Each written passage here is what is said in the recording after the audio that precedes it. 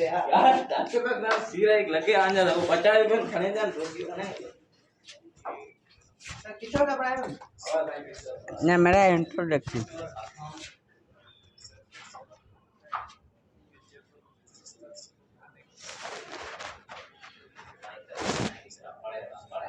ये नाते इंतजार में बेटा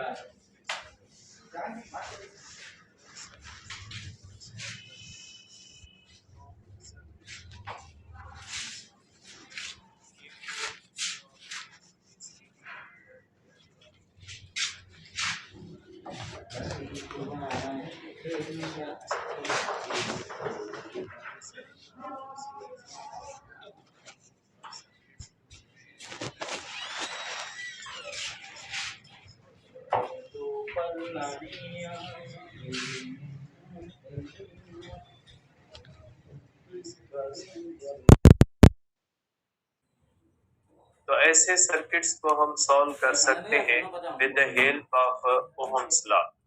लेकिन अगर ऐसे सर्किट्स हैं जिनके अंदर एक से ज्यादा बैटरी लगी होती है तो ऐसे सर्किट्स को सॉल्व करने के लिए हम किरचॉफ के रूल्स इस्तेमाल करते हैं। तो अब हम पढ़ेंगे कि किरचॉफ के रूल जो होते हैं वो क्या होते हैं या उनको किस तरह से अप्लाई किया जा सकता है बेटा।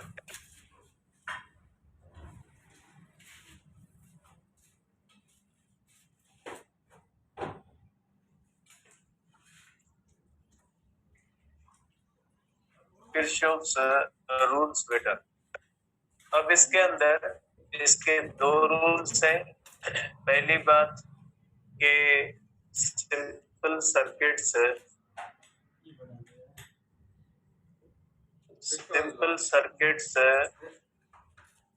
इंक्लूडिंग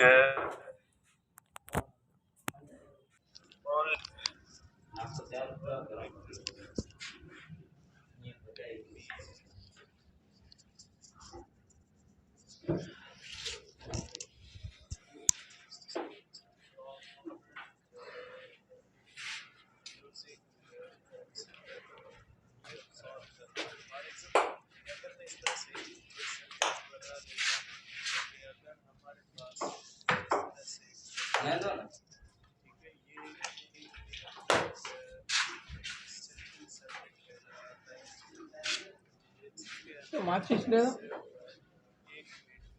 हाँ इधर डॉक्टर पता है ना कौन है ना कर बता ग्रुप अभी का की है अटरिया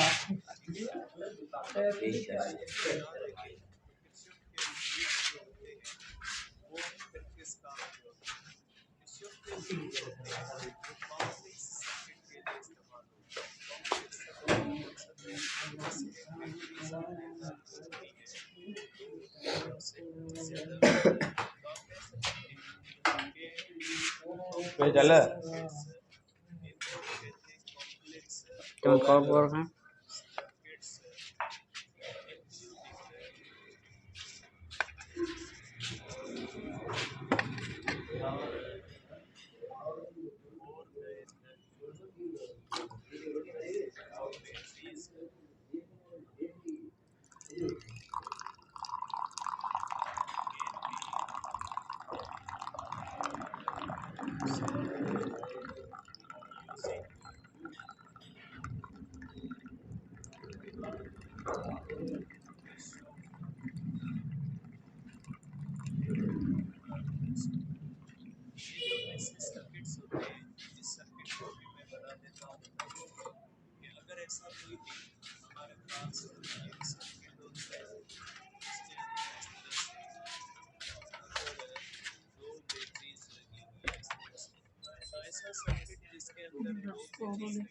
डाल डाल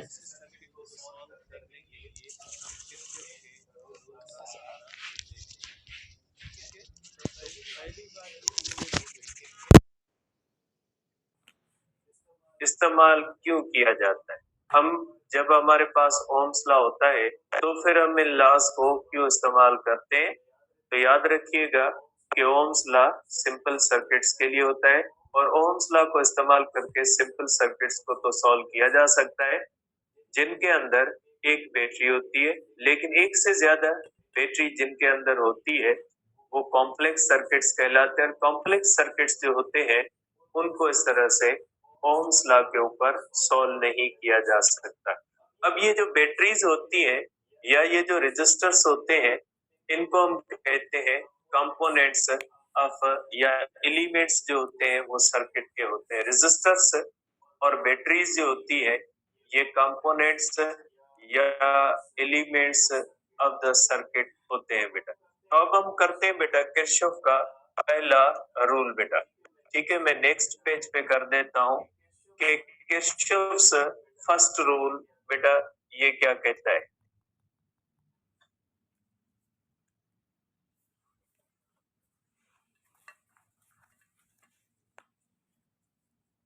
बेटा किरचॉफ्स फर्स्ट रूल जो होता है इसको हम बहुत सारे नामों से कहते हैं। इसको हम पॉइंट रूल भी कहते हैं बेटा, इसको हम नोडल रूल भी कहते हैं बेटा। ठीक है, और इसको करंट लॉ भी कहा जाता है। मुख्तलिफ इसके जो होते हैं बेटा नेम होते हैं, इसके मुख्तलिफ नामों से इसको हम लेते हैं और शॉर्ट में इसको हम कहते हैं KCL और जनरली हम इसको KCL कहते हैं, किरचॉफ्स करंट रूल बेटा। अब ये किरचॉफ का करंट रूल क्या कहता है बेटा, और इसी रूल के बाद हम करंट को कहते हैं कि करंट जो होता है वो स्केलर क्वांटिटी है। तो अब हम देखते हैं कि बेटा ये रूल कहता क्या है, आखिरकार ये रूल किस चीज के बारे में बताता है। देखिए बेटा, जैसे ये नाम से जाहिर है कि किरचॉफ का करंट लॉ होता है बेटा। ठीक है, अब ये अगर किरचॉफ का करंट लॉ, इसका मकसद है ये करंट के बारे में बताता है। ठीक है, पहले मैं इसकी स्टेटमेंट लिखता हूं, उसके बाद इसको समझते हैं। उसमें जो होंगी बेटा सारी चीजें इंशाल्लाह आ जाएंगी। तो पहले मैं इसकी लिखता हूं बेटा स्टेटमेंट। ठीक है, इसकी स्टेटमेंट मैं इस तरह से लिखता हूं बेटा, आप इसको स्टेटमेंट 1 कह दें कि sum of total current flowing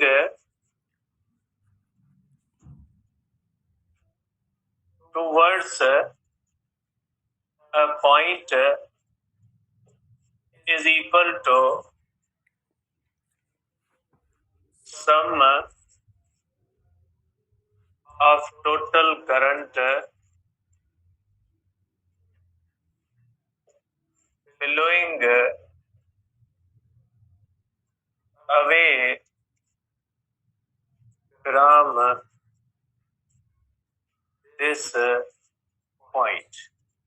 ठीक है, आप इस तरह से भी इसको कह सकते हैं या आप इसको इस तरह भी कह सकते हैं। मैं दोनों स्टेटमेंट्स लिखता हूं, फिर इसको हम डिस्कस करते हैं बेटा। तो ये भी स्टेटमेंट आप इसको 2 भी कह सकते हैं बेटा।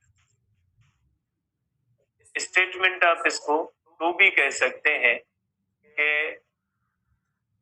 अलजेब्रिक सम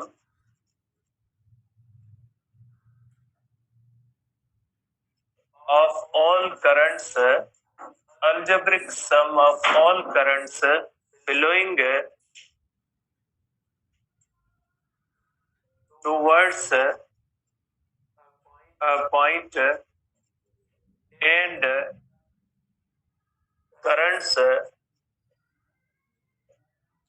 flowing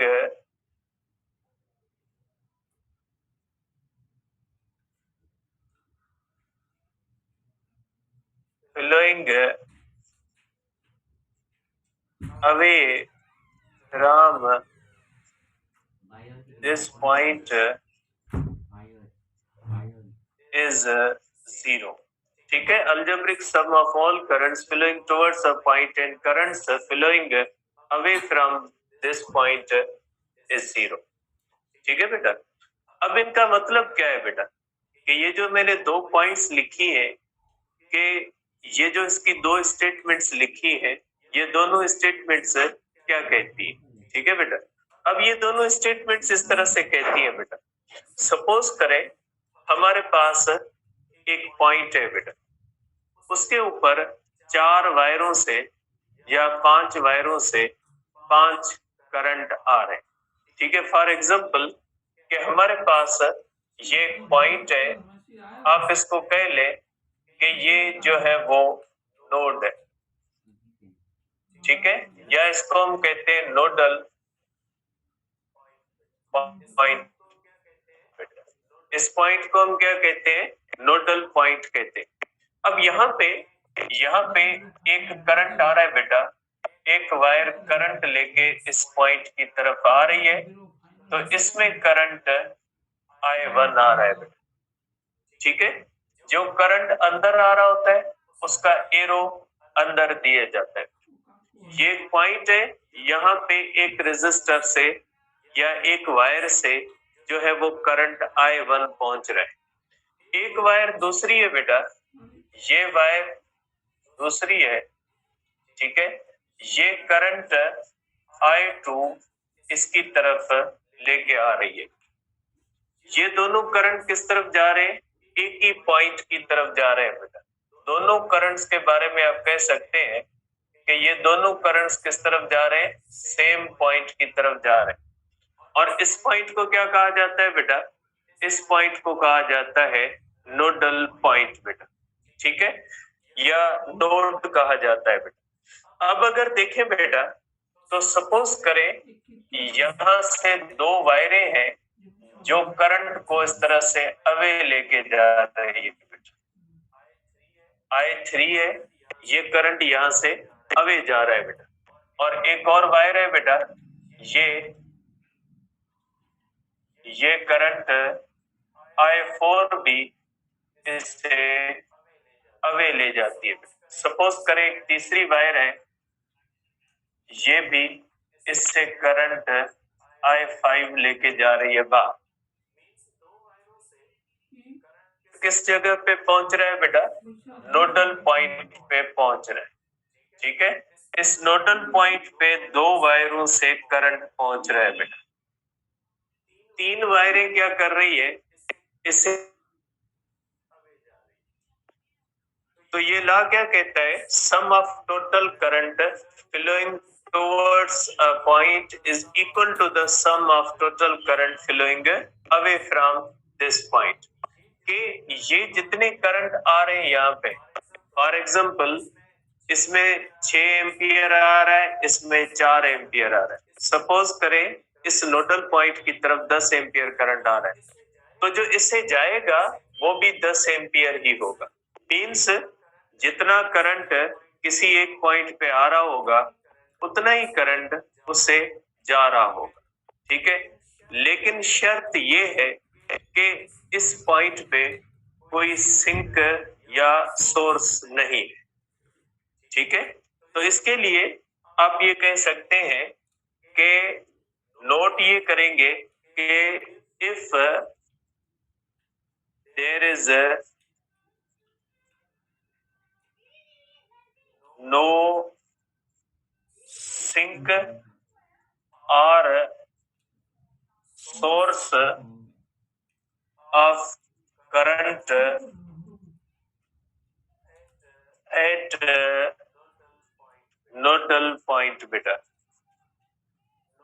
नोडल पॉइंट पे सिंक या सोर्स, सिंक और सोर्स का मकसद है बैटरी के। सिंक और सोर्स पे यहाँ पे अगर इस पॉइंट पे नो सिंक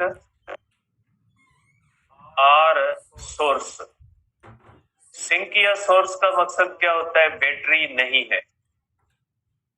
क्योंकि अगर बैटरी होगी तो यहां से करंट दे भी सकती है और ले भी सकती है। तो बेटा किरचॉफ का फर्स्ट रूल बिल्कुल एक सिंपल सा रूल है। वो कहता है कि अगर आपके पास कोई पॉइंट है जिस पे करंट्स आ रहे हैं, तो जितने करंट्स उस पॉइंट पे आएंगे उतने ही करंट उस पॉइंट से जाएंगे। फॉर एग्जाम्पल आप ये एक रास्ते का एग्जाम्पल ले सकते हैं। सपोज करें एक चौक है, उसके ऊपर बहुत से रास्तों से गाड़ियां आती है और बहुत से रास्तों से गाड़ियां जाती है। तो अगर जितनी गाड़ियां उस चौक के ऊपर पहुंच रही है, अगर उस चौक के ऊपर कोई पार्किंग नहीं है, गाड़ियां खड़ी नहीं होती, तो फिर जितनी आएंगी उतनी ही गाड़ियां वहां से आगे जाएंगी। लेकिन अगर उस चौक के ऊपर कोई पार्किंग है तो हम उसको कहते हैं सिंक या सोर्स के आएंगी। हो सकता है उसमें कुछ गाड़ियां पार्क हो जाएं और बाकी जो आउटफ्लो करें वो कम करें, या हो सकता है आए गाड़ियां कम और जाते हुए पार्किंग से कुछ गाड़ियां उसमें शामिल हो जाए और आउटफ्लो गाड़ियों का ज्यादा हो जाए। तो यही किस्सा होता है कि अगर इस तरह से करंट किसी पॉइंट पे पहुंच रहे हैं तो जितने करंट इस पॉइंट पे पहुंचेंगे उतने ही करंट उस पॉइंट से अवे जाएंगे। शर्त ये है कि नोड के ऊपर कोई सिंक या सोर्स नहीं है। सिंक का मकसद है जैसे कोई बैटरी हो, वो करंट आए उसको अपनी चार्जिंग के लिए रोक ले, बाकी थोड़ा करंट बाहर जाने दे। या कोई बैटरी है, एक तो करंट आ रहे प्लस बैटरी उनमें शामिल कर दे, तो आउटफ्लो करंट क्या हो जाएंगे, बढ़ जाएंगे। तो रूल कहता है कि अगर किसी भी पॉइंट पे नोड पे अगर करंट्स आ रहे हैं और नोड पे किसी भी किस्म का सिंक या सोर्स नहीं है, तो जितने करंट वहां पे आएंगे उतने ही करंट उस पॉइंट से जाएंगे। ठीक है, तो आप इसको स्टेटमेंट 1 के हिसाब से लिख सकते हैं बेटा। स्टेटमेंट 1 के हिसाब से आप इसको लिख सकते हैं बेटा। ठीक है, मैं इसको स्टेटमेंट 1 के हिसाब से लिख लेता हूं बेटा कि जो करंट्स होते हैं बेटा I1 plus I2 is equal to I3 plus I4 plus I5 means जितने करंट आ रहे हैं उनकी सम इज इक्वल टू जितने करंट जा रहे हैं उनकी सम क्या होती है बेटा, इक्वल होती है। अगर फॉर एग्जांपल आप इसको डेटा की सूरत में देखें कि अगर यहाँ पे आप सपोज कर लें 6 एम्पियर करंट है और यहाँ पे आप सपोज कर लें 4 एम्पियर करंट है, तो टूवर्ड्स कितना आ रहा है, 10 एम्पियर करंट आ रहा है। तो फॉर एग्जांपल अगर यहाँ पे करंट 5 एम्पियर जा रहा है और यहाँ पे 3 एम्पियर जा रहा है, तो यहाँ पे कितना हो जाएगा, 2 एम्पियर जाएगा। इनफ्लो भी 10 एम्पियर का होगा और आउटफ्लो भी कितना हो जाएगा, 10 एम्पियर का होगा। अब यहाँ पे एक कन्वेंशन है, यहाँ पे हम एक कन्वेंशन लेते हैं बेटा। कन्वेंशन कौन सी होती है कि करंट्स flowing towards point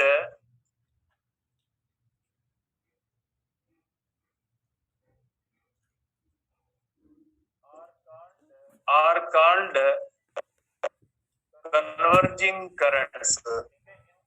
ठीक है, इनको हम कहते हैं converging currents which are considered positive. उनको हम क्या कह सकते हैं बेटा, पॉजिटिव कह सकते हैं कि ये जो है ये करंट I2 है और ये करंट्स I1 है, ये दोनों मिलके ये क्या है बेटा, कन्वर्जिंग करंट्स है। इनको हम क्या कहते हैं बेटा, कन्वर्जिंग करंट्स कहते हैं। वो करंट्स जो टूवर्ड्स आ रहे हैं उनको हम कहते हैं कन्वर्जिंग करंट्स और उनको हम क्या कहते हैं बेटा, पॉजिटिव।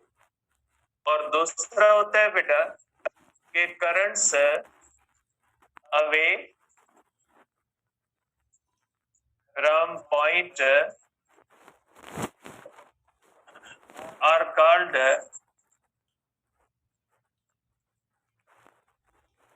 डाइवर्जिंग करंट्स बेटा,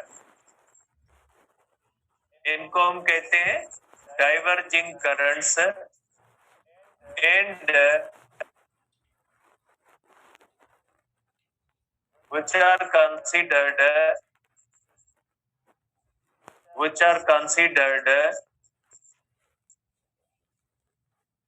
as negative। ठीक है, उनको हम क्या कंसीडर करते हैं? निगेटिव कंसीडर करते हैं। जैसे हमारे पास ये करंट है, ये करंट है और ये करंट है। ठीक है, इन करंट्स को हम क्या लेते हैं? डाइवर्जिंग करंट्स लेते हैं। ठीक है, इनको हम कहते हैं डाइवर्जिंग करंट्स बेटा कहते हैं। ठीक है, तो इसके मुताबिक अगर इसकी स्टेटमेंट हम बनाए, इसकी स्टेटमेंट की अगर इक्वेशन बनाए तो आप कह सकते हैं I1 plus I2 minus I3 minus I4 minus I5 is equal to 0। ठीक है, कि जितने करंट्स आ रहे हैं, जितने करंट्स जा रहे हैं, उनकी सम जो होती है वो 0 होती है। Means sum of all currents from 1 to n is equal to क्या हो जाएगा? 0 हो जाएगा। इस स्टेटमेंट को आप ये भी लिख सकते हैं। ठीक है, तो ये हो गया बेटा हमारे पास किरचॉफ का फर्स्ट रूल। अब इस रूल को हम ये भी कहते हैं कि ये मैनिफेस्टेशन है किसकी? कंजर्वेशन ऑफ चार्ज की बेटा। कि ये लॉ आपको कहता है कि ये जिस तरह से आपने पढ़ा है first law of thermodynamics, first law of thermodynamics ये मैनिफेस्टेशन होता है law of conservation of energy की। क्योंकि फर्स्ट लॉ ऑफ थर्मोडायनेमिक्स आपको कहता है कि जितनी आप एनर्जी देते हो उसका कुछ हिस्सा इंटरनल एनर्जी में जा सकता है और बाकी रिमेनिंग वर्क में जा सकता है। तो जितनी आपने हीट सप्लाई दी वो टोटल बराबर हो जाएगी इंटरनल एनर्जी प्लस वर्क के। मींस जितनी दी और जितना लिया कुछ वो बराबर होता है। तो इसी तरह से ये जो लॉ है ये law of conservation of charge का कहता है। ठीक है, तो ये लॉ कहता है कि जितनी चार्ज एक पॉइंट पे आ रही होती है उतनी ही चार्ज उस पॉइंट से अवे जा रही होती है। फॉर एग्जाम्पल अगर यहाँ से 6 कूलम चार्ज आ रही है, 4 कूलम चार्ज आ रही है, तो मीन्स कितनी आ रही है? 10 कूलम चार्ज आ रही है। मीन्स आप इसको इस तरह भी लिख सकते हैं कि फॉर एग्जाम्पल इसमें से 6 कूलम चार्ज आ रही है, इसमें से 4 कूलम चार्ज आ रही है, तो जो अवे जाएगी इसमें सपोज करें 5 कूलम चार्ज जाएगी, इसमें 3 कूलम चार्ज जाएगी और इसमें 2 कूलम चार्ज जाएगी। तो किसी भी पॉइंट पे आप इसको कह सकते हैं कि जितनी अमाउंट ऑफ चार्ज आ रही है 10 कूलम आ रही है तो उतनी ही 10 कूलम जाएगी। अगर यहाँ पे सिंक या सोर्स नहीं है, अगर सिंक या सोर्स होगा तो फिर चार्ज वहां पे रुक सकती है। जैसे मैंने आपको एक चौक का एग्जांपल दिया कि अगर चौक के ऊपर कोई भी पार्किंग है तो गाड़ियां आने वाली गाड़ियों में अगर कुछ गाड़ियां पार्क हो जाती हैं, रिमेनिंग आगे जाती है, तो फिर उस कंडीशन के अंदर इन और आउट बराबर नहीं होगा।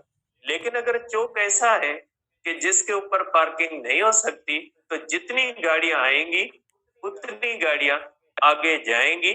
तो किस्सा यही होता है कि अगर sink, parking means sink, parking sink भी है सोर्स भी है। पार्किंग के अंदर गाड़ियां रुक भी सकती है, मीन्स वो गाड़ियां सिंक में चली गई, और अगर उससे गाड़ियां बाहर आती है मीन्स वो सोर्स बन जाते हैं। जैसे बैटरी होती है, बैटरी एनर्जी को, एनर्जी का सिंक भी है, एनर्जी का सोर्स भी है। वो एनर्जी को स्टोर भी कर लेती है, वो एनर्जी दे भी सकती है। ठीक है, तो इसी तरह से ये लॉ, इस लॉ को आप कह सकते हैं कि this law is also called, this law is also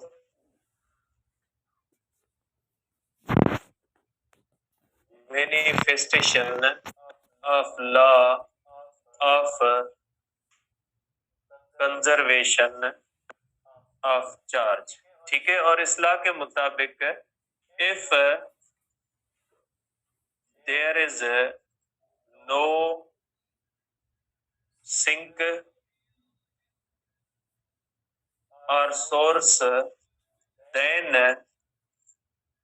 total charge flowing towards point is equal to charge flowing away from this point। जितनी चार्ज इस पॉइंट पे आ रही है उतनी ही चार्ज इस पॉइंट से अवे जाएगी, लेकिन शर्त ये है कि कोई भी सिंक या सोर्स नहीं है। तो आप इसको इस तरह से लिख सकते हैं बेटा, ठीक है, जैसे for example I1 plus I2 is equal to I3 plus I4 plus I5 बेटा, ठीक है।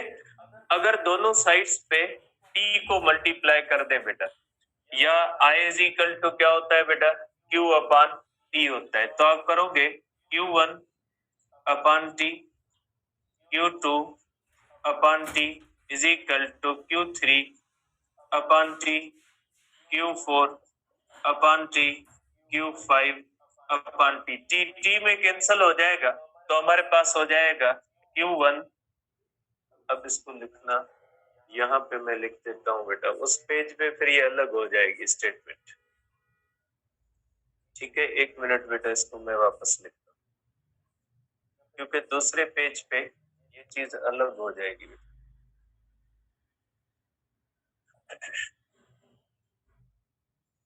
इसको मैं यहाँ पे लिख देता हूँ बेटा, I1 plus I2 is equal to I3 I4 I5 बेटा।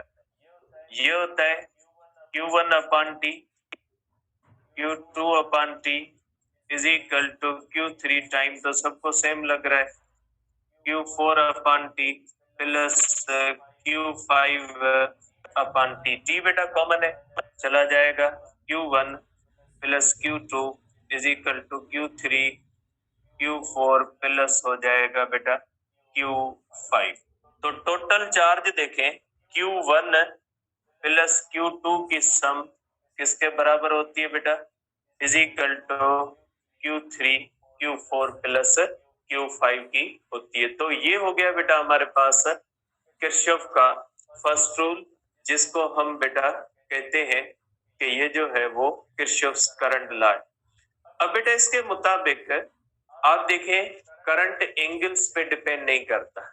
आपने यहाँ पे लॉ ऑफ कोसाइन नहीं लगाया, आपने करंट्स की अलजेब्रिक सम ली है, ठीक है। आपने ये नहीं कहा कि इनके दरमियान आते हुए एंगल 45 है, जाते हुए ये एंगल्स हैं, तो आपने न लॉ ऑफ कोसाइन इस्तेमाल किया है, ना रेक्टेंगुलर कंपोनेंट्स मेथड इस्तेमाल किया इसको सम करने के लिए, ना आपने हेड टू टेल रूल इस्तेमाल किया। इसका मकसद है कि ये करंट के अंदर अलजेब्रिक सम होती है, करंट का एंगल की वजह से कोई फर्क नहीं पड़ता, इसलिए हम कहते हैं कि करंट जो होता है वो स्केलर होता है बेटा।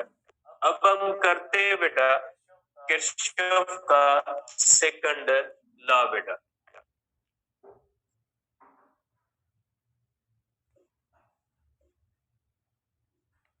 बेटा किरचॉफ्स सेकंड रूल, बेटा ये प्रॉब्लम सॉल्व करने के लिए बहुत ही ज्यादा इंपॉर्टेंट होता है। सर्किट को सॉल्व करते हुए किरचॉफ का जो सेकंड रूल होता है उसको डिफरेंट प्रॉब्लम्स को सॉल्व करने के लिए हम इस्तेमाल करते हैं बेटा।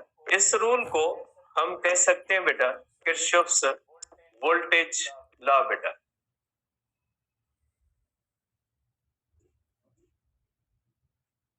किरचॉफ्स वोल्टेज लॉ बेटा, क्योंकि ये पोटेंशियल के बारे में डिस्कस करता है इसलिए इसको केवीएल कहा जाता है बेटा, ठीक है, इसको हम कहते हैं कि किरचॉफ का वोल्टेज लॉ है।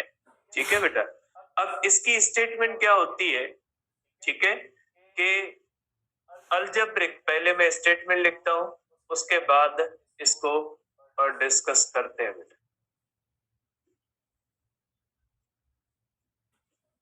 ठीक है, इसकी स्टेटमेंट क्या होती है बेटा, algebraic sum of potential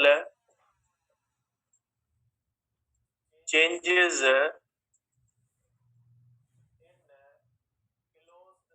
in closed circuit बेटा, closed circuit is equal to 0 बेटा। ठीक है, आप कह सकते हैं कि algebraic sum of potential changes in closed circuit is equal to the 0। अब इसका मतलब क्या है बेटा, अब इसका मतलब पढ़ने से पहले आप दो चीजों को वापस अपने जो है वो माइंड में रखिएगा, ताकि इसको समझना हमारे लिए आसान हो।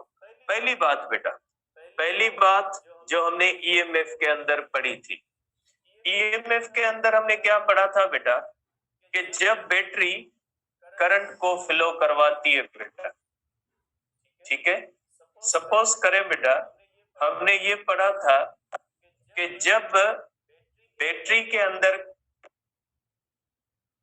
करंट फ्लो करता है बेटा इस तरह से, ठीक है, अब हमने पढ़ा था बेटा कि जब करंट फ्लो करता है बैटरी के बाहर, बैटरी के बाहर जब करंट फ्लो करता है फ्रॉम पॉजिटिव टू नेगेटिव, ठीक है बेटा, तो इसके अंदर पोटेंशियल का लॉस होता है। करंट जब फ्लो करेगा from positive terminal to the negative terminal, तो यहाँ पे लॉस ऑफ पोटेंशियल होगा बेटा, यहाँ पे लॉस ऑफ पोटेंशियल होता है, क्योंकि ये बैटरी रेजिस्टर से करंट को गुजारेगी, करंट क्या करेगा, पावर डिसिपेशन होगी रेजिस्टर के अंदर, तो बैटरी की एनर्जी का लॉस हो जाता है, पोटेंशियल का लॉस होता है जब करंट बैटरी में फ्लो करता है from positive terminal to negative terminal. लेकिन जब ये करंट इस तरह से फ्लो करता है बेटा, नेगेटिव टू पॉजिटिव टर्मिनल बेटा, तो इसमें पोटेंशियल का गेन होता है। हमने ये डिटेल में डिस्कस किया था ईएमएफ के अंदर कि जब बैटरी करंट को इस तरह से फ्लो करवाती है तो पोटेंशियल का लॉस होता है। जब वही करंट बैटरी के अंदर फ्लो करता है from negative to positive terminal, तो उसके अंदर बैटरी एनर्जी देती है, जिसको हम क्या कहते हैं, ईएमएफ। तो जब भी करंट फ्लो करता है from positive terminal to the negative terminal, energy और पोटेंशियल का लॉस होता है। और जब करंट फ्लो करता है from negative to positive terminal, तो आप कह सकते हैं कि एनर्जी का गेन होता है। जैसे मैंने आपको ईएमएफ पढ़ाते हुए मोटर के पानी वाला एग्जांपल दिया था कि जब मोटर जमीन से पानी को ऊपर टैंकी तक पहुंचाती है तो उसमें पोटेंशियल एनर्जी का गेन होता है, और जब पानी टैंकी से नीचे आता है तो पोटेंशियल एनर्जी का लॉस होता है। तो यही किस्सा होता है यहाँ पे कि यहाँ पे करंट फ्लो करता है high potential to the low potential, तो क्या हो जाता है कि इसमें लॉस होता है, हाई पोटेंशियल तो लो पोटेंशियल लॉस होता है। जैसे हाइट से हाई पोटेंशियल एनर्जी पॉइंट से लो पोटेंशियल एनर्जी पॉइंट पे कोई ऑब्जेक्ट मूव करेगा, पोटेंशियल एनर्जी का लॉस होगा। और कोई भी अगर इस तरह से होता है लो पोटेंशियल तो हाई पोटेंशियल, तो एनर्जी का गेन आएगा, एनर्जी गेन होगी और इसमें एनर्जी लॉस होगी। बेटा इस चीज को आप अगर नोट करना चाहे नोट करें, फिर इसको मैं मिटा दूंगा बेटा, ठीक है। तो ये होता है बैटरी का, ये हमने ईएमएफ के अंदर पढ़ा है बेटा। अब हम करते हैं बेटा एक और बात, अब हम करते हैं बेटा कि जो रेजिस्टर होता है वो हमेशा पोटेंशियल को खाता है। फॉर एग्जाम्पल, हमने एक बैटरी है वो कनेक्ट कर दी एक बड़े रेजिस्टर से, इसका पोटेंशियल 10 वोल्ट है बेटा, ठीक है। ये मैं पहले भी कल मैंने आपको बात बताई। तो जब ये करंट यहां से आएगा बेटा, तो यहाँ पे इस करंट आई के पास कितना पोटेंशियल होगा? 10 वोल्ट होगा, क्योंकि बैटरी ने उसको कितना पोटेंशियल देके भेजा है? 10 वोल्ट। अब ये जैसे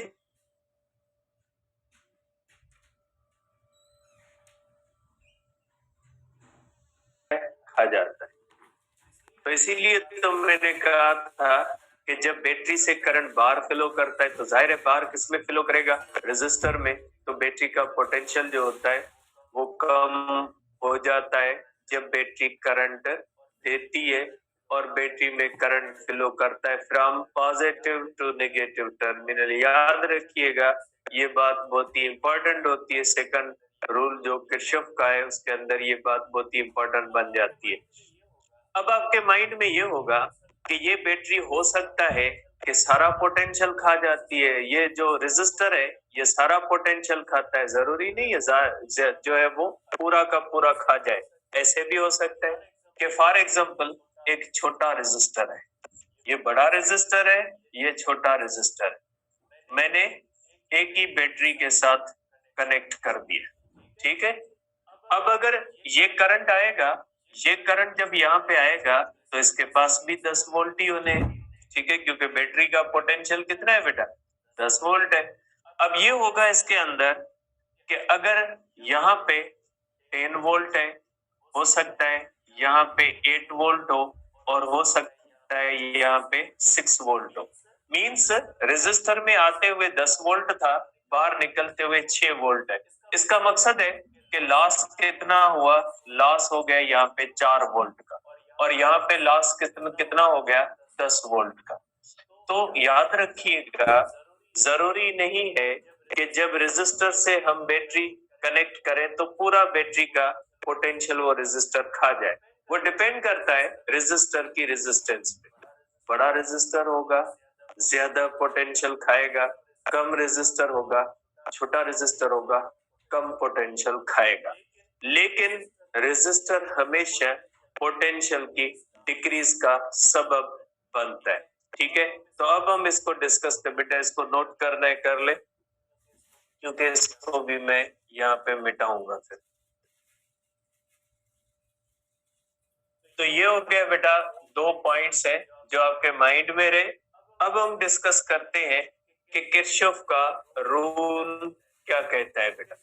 किरचॉफ का रूल कहता है कि सपोज करें मैं एक सर्किट लेता हूं बेटा, मैं एक सर्किट यहाँ पे बनाता हूं, उसके ऊपर हम इसको डिस्कस करते हैं बेटा। सपोज करें ये हमारे पास एक रेजिस्टर लगा हुआ है और इस रेजिस्टर के अंदर एक बैटरी लगी हुई है इस तरह से, ये इस तरह से बैटरी लगी हुई है बेटा।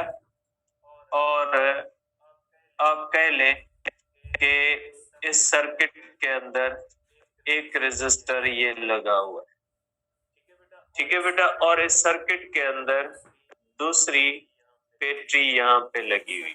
मेन सर्किट के अंदर 2 बैटरीज लगी हुई है। तो अगर 2 बैटरीज लगी हुई है, इसका मकसद ये हुआ कि ये सर्किट जो है ये कॉम्प्लेक्स सर्किट है बेटा, क्योंकि इसके अंदर क्या है बेटा, इसके अंदर जो है वो 2 बैटरीज लगी हुई है बेटा। इस बैटरी की ईएमएफ है 1 और इसकी रेजिस्टेंस कह ले आप R1, इसकी ईएमएफ कह ले आप E2 और इसकी ईएमएफ, इसका जो है वो रेजिस्टेंस आप कह ले कि इसकी रेजिस्टेंस R2 है। मींस इस सर्किट के अंदर 4 कंपोनेंट्स होते हैं बेटा, ठीक है, 2 बैटरीज है और 2 रेजिस्टर्स है। अब इसके अंदर देखें, आपको पता है कि ये इसका पॉजिटिव टर्मिनल है, नेगेटिव टर्मिनल है, इसका पॉजिटिव टर्मिनल है, नेगेटिव टर्मिनल। आपको पता है बैटरी में करंट फ्लो करता है from negative terminal to the positive terminal. अब यहाँ पे तो बैटरी दो लगी हुई है, अब ये करंट किसकी तरफ फ्लो करेगा? ये बैटरी करंट को इस तरफ फ्लो करवाएगी, ये इस तरह से, क्योंकि इसका पॉजिटिव है, इस तरफ फ्लो करवाएगी बैटरी, और ये जो है बैटरी इस तरह से करंट फ्लो करवाएगी, क्योंकि बैटरी करंट का फ्लो चाहेगी फ्रॉम पॉजिटिव टू नेगेटिव। अब पहली बात कि करंट किस डायरेक्शन में फ्लो करेगा? बेटा करंट उस डायरेक्शन में फ्लो करेगा जिस बैटरी की ईएमएफ बड़ी। अगर इसकी ईएमएफ बड़ी है तो इसमें करंट इस तरह से फ्लो करेगा, अगर इसकी ईएमएफ बड़ी है तो इसमें करंट इस तरफ फ्लो करेगा। ठीक है, करंट हमेशा उसी डायरेक्शन में फ्लो करेगा जिस डायरेक्शन के अंदर जो ईएमएफ बड़ी होगी। करंट हमेशा फ्लो करता है बड़ी ईएमएफ के डायरेक्शन। ठीक है, हम सपोज कर लेते हैं यहाँ पे कि EMF 1 is greater than EMF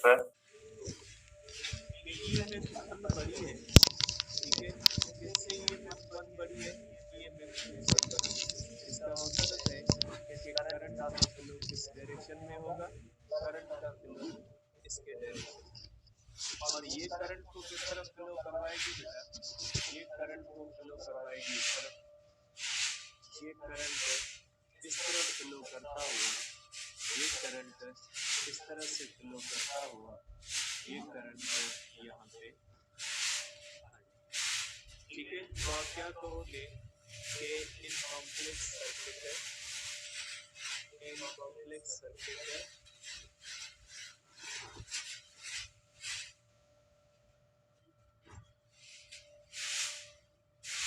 current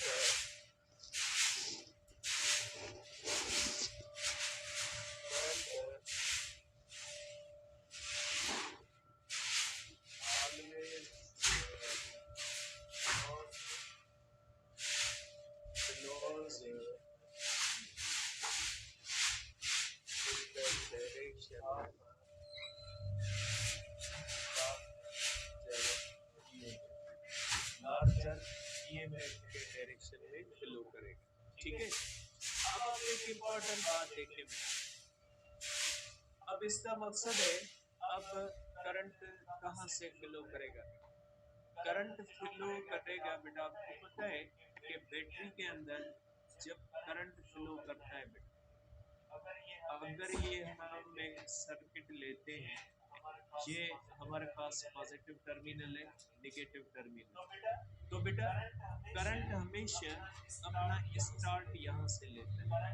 current negative terminal से फ्लो करता है जब पॉजिटिव की तरफ, तो एनर्जी गेन करता है। अभी मैंने आपको बताया था कि यहाँ पे नेगेटिव टू पॉजिटिव जब फ्लो करेगा तो एनर्जी गेन करेगा। ये करंट जब बाहर आएगा और यहाँ पे फ्लो करेगा तो यहाँ पे एनर्जी का क्या हो जाएगा?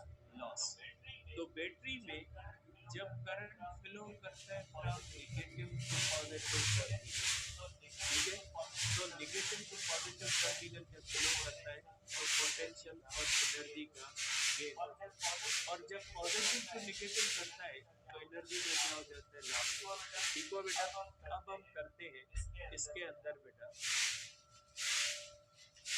ठीक है, अब हम करते हैं इस करंट की डायरेक्शन बनाते हैं कि ग्रीन कलर नजर अच्छे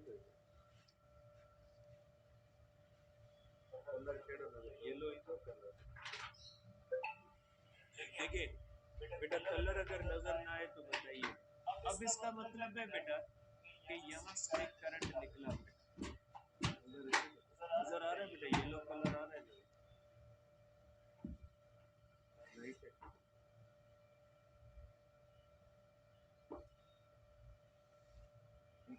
बेटा ये कलर नजर आ रहा है, ये बेटा ये करंट यहाँ से चलना शुरू कर देता है। ये करंट बेटा जब यहाँ पे आता है तो ये किसी एनर्जी लेके जाता है बेटा, ये actually current negative to positive आ रहा है, ठीक है, और जब ये करंट यहाँ से आ रहा है बेटा तो यहाँ पे करंट जो होता है वो एनर्जी गेन करता है। एनर्जी गेन इसलिए करता है क्योंकि यहाँ पे करंट किस तरफ जाता है, निगेटिव टू पॉजिटिव। तो यहाँ पे इसको एनर्जी मिलती है, यहाँ से करंट एनर्जी लेता है। सपोज करें कि अगर इसका पोटेंशियल है फॉर एग्जांपल कि इसकी ईएमएफ है 12 वोल्ट, मींस इस बैटरी ने इसको 12 वोल्ट पोटेंशियल दिया, ठीक है। ये करंट कितना पोटेंशियल लेके निकला है बेटा, ये 12 वोल्ट पोटेंशियल लेके इस बैटरी से निकला है। अब ये करंट कहाँ पे आएगा बेटा, ये करंट 12 वोल्ट लेके ये करंट यहाँ पे आएगा। अब जाहिर सी बात है कि अगर ये करंट यहाँ पे आएगा तो इस रेजिस्टर के अंदर पोटेंशियल का लॉस होगा और यहाँ पे लॉस ऑफ एनर्जी या लॉस ऑफ पोटेंशियल होगा, लॉस ऑफ एनर्जी और लॉस ऑफ पोटेंशियल होगा। यहाँ पे क्या होता है, एनर्जी का गेन होता है और पोटेंशियल का गेन होता है, क्योंकि यहाँ पे करंट किस तरफ फ्लो करता है बेटा, करंट यहाँ पे फ्लो करता है निगेटिव टू पॉजिटिव। तो करंट यहाँ पे गेन करता है, इस रेजिस्टर में लॉस करता है। अब ये करंट आ जाता है बेटा यहाँ, ठीक है बेटा। अब यहाँ पे ये करंट फ्लो करेगा, ये पॉजिटिव है बेटा, ये नेगेटिव है। यहाँ पे करंट फ्लो करेगा फ्रॉम पॉजिटिव टू नेगेटिव। बेटा याद रखिएगा, बैटरी एनर्जी देती भी है, बैटरी एनर्जी लेती भी है। कि जब बैटरी को हम इस्तेमाल करते हैं तो बैटरी हमें करंट जब देती है तो एनर्जी देती है। जब बैटरी को चार्ज करते हैं तो उस बैटरी के अंदर हमें एनर्जी देनी पड़ती है। मीन्स बैटरी एनर्जी देती भी है, बैटरी एनर्जी लेती भी है। तो इस बैटरी ने क्या दिया है, एनर्जी दी है। ये एनर्जी इस रेजिस्टर में लॉस हुई, प्लस अब अगर हम देखते हैं तो बेटा इसके अंदर करंट जाता है बेटा फ्रॉम पॉजिटिव टू नेगेटिव, और करंट बैटरी के अंदर जाए फ्रॉम पॉजिटिव टू नेगेटिव तो भी एनर्जी का लॉस होगा। तो यहाँ पे भी loss of potential, loss of potential, loss of energy, ठीक है। क्यों, इसलिए बेटा कि यहाँ पे करंट फ्लो करता है पॉजिटिव टू नेगेटिव। बैटरी के अंदर भी इसी तरह से नेगेटिव टू पॉजिटिव फ्लो करता है। अब करंट यही यहाँ से गुजर के आएगा इस तरह से, तो ये इस तरह से होता हुआ ये करंट बेटा वापस चला जाए। तो यहाँ पे रेजिस्टर के अंदर क्या होगा बेटा, रेजिस्टर के अंदर हमेशा लॉस ही होता है, loss of potential and loss of energy, ठीक है बेटा। तो यहाँ से ये बात आती है कि जब किसी भी सर्किट के अंदर करंट फ्लो करता है तो वहाँ पे जो एलिमेंट्स होते हैं बैटरी और रेजिस्टर, तो किसी जगह पे उसको एनर्जी मिलती है और किसी जगह पे उससे एनर्जी मुख्तलिफ एलिमेंट्स ले लेते हैं। जैसे अगर हम यहाँ पे देखते हैं तो जितनी एनर्जी इसको यहाँ से मिली वो एनर्जी इसने रेजिस्टर इसमें खपाई, इस बैटरी के अंदर खपाई, इस रेजिस्टर के अंदर खपाई। जब ये करंट वापस यहाँ पे आ गया तो इसके पास कुछ नहीं बचा। मींस अगर इसका पोटेंशियल 12 वोल्ट है तो कुछ पोटेंशियल यहाँ पे लॉस हुआ, कुछ पोटेंशियल यहाँ पे स्टोर हो गया, क्योंकि बैटरी स्टोर कर लेगी। बैटरी जब बैटरी के अंदर करंट फ्लो करेगा फ्रॉम पॉजिटिव टू नेगेटिव तो बैटरी क्या करती है, बैटरी जो होती है वो एनर्जी को जो है वो सेव कर लेती है, स्टोर कर लेती है। तो यहाँ पे करंट फ्लो करता है फ्रॉम पॉजिटिव टू नेगेटिव, तो इसके अंदर बैटरी के अंदर पोटेंशियल क्या हो जाता है, गेन हो जाता है या स्टोर हो जाता है। तो मैं यहाँ पे लिख लेता हूँ, इन battery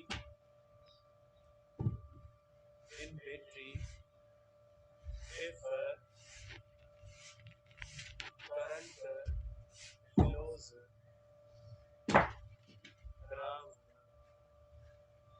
negative to positive terminal, then energy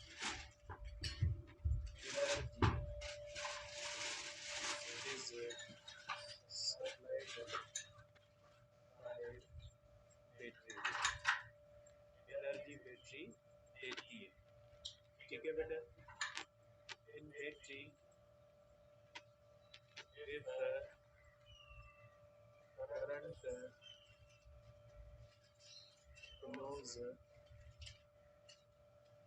gram positive to negative terminal, then energy is stored in battery. Okay, या कहोगे battery being charged. Resistor always dissipates the potential and energy. ये पोटेंशियल और एनर्जी को हमेशा dissipate करता है। तो इसका मकसद है कि जब किसी भी सर्किट के अंदर करंट फ्लो करता है तो उसमें पोटेंशियल की चेंज आती है। आप इसको इस तरह से कह सकते हैं बेटा कि यहाँ पे एनर्जी जो होती है, यहाँ पे अगर हम देखें तो यहाँ पे एनर्जी मिलती है, वो एनर्जी इन एलिमेंट्स में खत्म हो जाती है, वापस करंट आता है तो उसके पास कुछ नहीं बचेगा। इसको आप इस तरह से लिख सकते हैं बेटा। मैं इसकी पॉइंट्स बनाता हूँ कि जो है वो कलर कोई मैं अलग लूँ तो इसके अंदर इसको लिखता हूँ बेटा। मैं ये पॉइंट 1 लेता हूँ बेटा और ये पॉइंट 2 लेता हूँ बेटा, इसको पॉइंट 3 लेता हूँ और इसको मैं पॉइंट 4 लेता हूँ बेटा। तो पॉइंट 1 पे एनर्जी मिली, पॉइंट 2 पे एनर्जी खत्म हुई, पॉइंट 3 पे एनर्जी स्टोर हुई, पॉइंट 4 पे एनर्जी लूज हुई और ये वापस के साथ यहाँ पे पहुँच गया पॉइंट 4। तो आप इस तरह से करोगे कि 1 से 2 पे 3 पॉइंट है, 3 से 4 पॉइंट है, 4 से करंट वापस कहाँ पे आ गया 1 पॉइंट पे आ गया। तो बेटा देखिए जी मिली है, ठीक है, एनर्जी गेन है बेटा पॉइंट 1 पे एनर्जी गेन है, ठीक है बेटा, और पॉइंट 2 पे एनर्जी लॉस है बेटा, क्योंकि रेजिस्टर है, एनर्जी लॉस है बेटा, और पॉइंट 3 पे एनर्जी स्टोर्ड है बेटा बैटरी के अंदर। तो बैटरी के अंदर जब करंट पॉजिटिव टू नेगेटिव जाएगा तो बैटरी की चार्ज होगी, ठीक है बेटा, और यहाँ पे बेटा वापस जब आता है तो बेटा यहाँ पे 1 पॉइंट पे एनर्जी गेन होगी, भूल गया मैं इसको लिखता हूँ, ठीक है, फिर एनर्जी लॉस है बेटा 4th पॉइंट पे एनर्जी 0 बन जाएगी। यहाँ से करंट फ्लो करेगा नेगेटिव टू पॉजिटिव, तो इस बैटरी ने एनर्जी करंट को दी। ये एनर्जी करंट लेके जब इस सर्किट के अंदर मूव किया तो मुख्तलिफ जगहों पे इसने कहीं पे एनर्जी का लॉस किया और कहीं पे एनर्जी का गेन किया। अब अगर इसको इक्वेशन फॉर्म में लिखोगे तो आप इसको इस तरह से लिख सकते हो कि एनर्जी एक बैटरी ने दी, और आपको पता है बेटा बैटरी जो एनर्जी देती है वो हो जाती है Q इंटू V के बराबर, ठीक है। जब बैटरी देती है इक्वेशन में देखता हूँ साइड पे क्योंकि उसके अंदर फिगर का यूज होगा बेटा, यहाँ पे कहीं पे मैं इक्वेशन को लिख देता हूँ बेटा। अब देखिए यहाँ पे बैटरी ने एनर्जी दी है बेटा, तो यहाँ पे जो बैटरी एनर्जी देगी बेटा, एनर्जी गेन जो होगी आप इसको कहेंगे एनर्जी वर्क के बराबर होती है, और ये हो जाएगी Q इंटू E1, क्योंकि एनर्जी होती है बेटा आपको पता है एनर्जी वर्क के बराबर होती है, और यहाँ पे जो वर्क होता है वो होता है Q इंटू V के बराबर, और यहाँ पे बैटरी है बंद करना मैं बटी को नुकोते हैं सही। और यहाँ पे एनर्जी लॉस होती है बेटा, तो इसलिए हम करेंगे बेटा कि वर्क है तो इसके अंदर बेटा अगर हम करेंगे तो इसके अंदर भी पोटेंशियल का बेटा लॉस होगा, क्योंकि वर्क इसके अंदर होता है Q इंटू V1 होगा बेटा, यहाँ पे पोटेंशियल जो होगा इसके अंदर लॉस होगा V1। हाँ बेटा इसके अंदर बैटरी वर्क करेगी और वर्क होगा Q इंटू वर्क, क्योंकि इसके ऊपर पोटेंशियल जो होगा 1 होगा। और ये बैटरी क्या हो जाएगी बेटा, ये भी एनर्जी को स्टोर करेगी बेटा, तो इसके अंदर भी माइनस हो। जो एनर्जी देगी उसको प्लस रखेंगे, जो एनर्जी को खत्म करेंगे उसको हम क्या रखेंगे बेटा, नेगेटिव रखेंगे। ये जब आएगी यहाँ पे, तो यहाँ पे भी बेटा क्या हो जाएगा कि यहाँ पे भी एनर्जी का लॉस हो जाएगा और इसके ऊपर पोटेंशियल हो जाएगा। इस तरह से जो है वो Q into V2 is equal to किसके बराबर हो जाएगा बेटा, 0 के बराबर हो जाएगा। कि यहाँ पे एनर्जी मिली, एनर्जी होती है वर्क के बराबर, जहाँ पे एनर्जी मिलती है उसको पॉजिटिव लिखते हैं। जहाँ पे एनर्जी खत्म हुई, इसकी ईएमएफ है, तभी मैंने Q इंटू E1 लिखा है, और इसका पोटेंशियल होता है तो इसलिए मैंने Q इंटू V। और आपको पता है बेटा चार्ज थ्रू आउट सेम रहेगी, क्योंकि पूरा सर्किट जो होता है वो किसमें होता है बेटा, सीरीज में होता है। इसलिए आप इसको इक्वेशन को लिख लोगे E1 minus V1 minus E2 minus V2 is equal to 0। तो ये हो जाएगा बेटा E1 minus I into R1 बेटा, इस तरह से, और ये हो जाएगा बेटा E2 माइनस ये हो जाएगा बेटा I2 R2 इक्वल टू 0। आप इसको इस तरह से लिख सकते हैं। या I जो होगा बेटा इसके अंदर सेम रहेगा, तो आप इसको इस तरह भी लिख सकते हैं बेटा E1 minus I into R1 E2 minus I into R2 is equal to 0 हो जाएगा। तो यहाँ पे आप पॉजिटिव लिखोगे गेन को, और लॉस को आप किससे लिखोगे, माइनस से लिखोगे। तो इस तरह से ये आपको इक्वेशन मिल जाएगी। तो ये चीज हमें बेटा बताती है कि जब किसी भी सर्किट के अंदर करंट फ्लो करता है तो उसके अंदर पोटेंशियल चेंजेस जो होती है उन सब की सम क्या हो जाती है, 0। यहाँ पे पोटेंशियल का गेन होता है, यहाँ पे लॉस होता है, यहाँ पे लॉस होता है, यहाँ पे 3 जगहों पे लॉस हो रहा है और एक जगह पे गेन हो रहा है। सब की सम जो होती है वो 0 होती है। तो ये चीज हमें कहती है, इसको आल्सो कहा जाता है this is manifestation of law of conservation of energy। तो ये लॉ कहता है कि टोटल एनर्जी सर्किट के अंदर न क्रिएट होती है और न ही डिस्ट्रॉय होती है। जितनी यहाँ से एनर्जी मिली वही टोटल एनर्जी मुख्तलिफ जगहों पे खत्म हो गई, नो गेन नो लॉस। इसलिए हम कहते हैं कि ये लॉ जो होता है मैनिफेस्टेशन है, किसकी मैनिफेस्टेशन है, law of conservation of energy. ठीक है, तो ये हो गया हमारे पास बेटा चैप्टर अपना कंप्लीट है। इंशाल्लाह कल जो है वो इसके कुछ क्वेश्चन है डिस्कस